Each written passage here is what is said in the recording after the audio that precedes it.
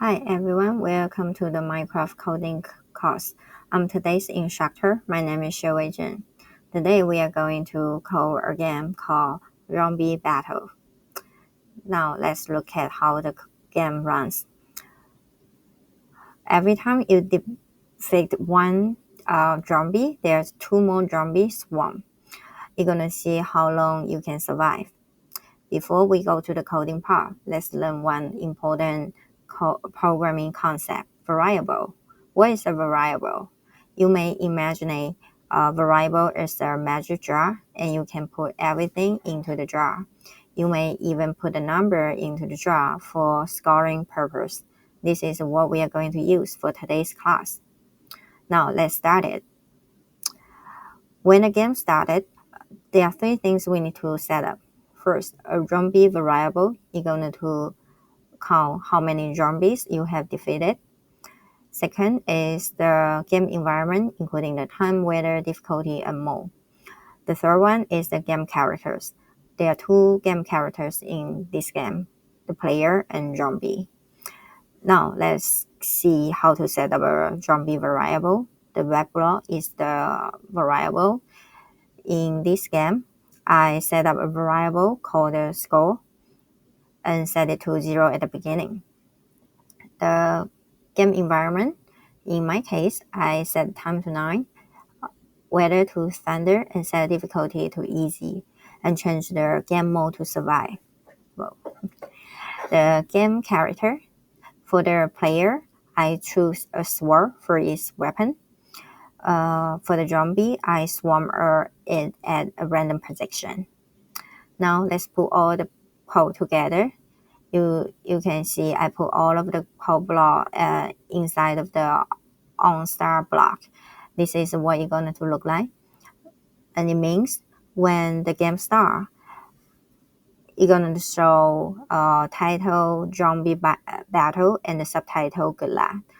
The system is going to initial a variable score and set it to 0.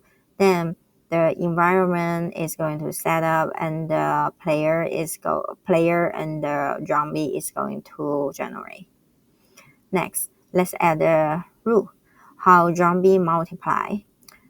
On the monster zombie kill block, I put repeat 2 times, swarm a zombie at the random position. It means when a zombie is killed, the system will swarm a zombie at random position for 2 times.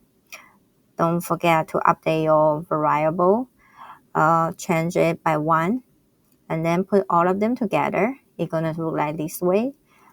This means when a zombie kill, the variable is going to update by 1. When the variable update, the system repeat swarm a zombie at random position for 2 times.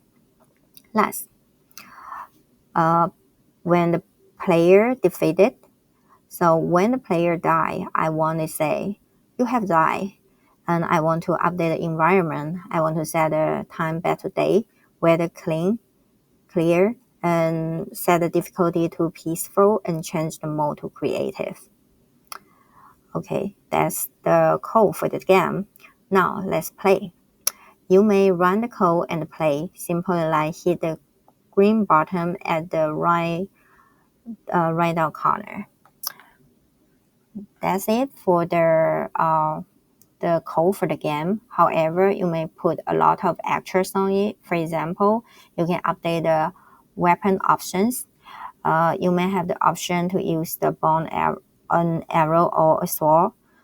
You may decide whether the arrow will run out or go infinitely.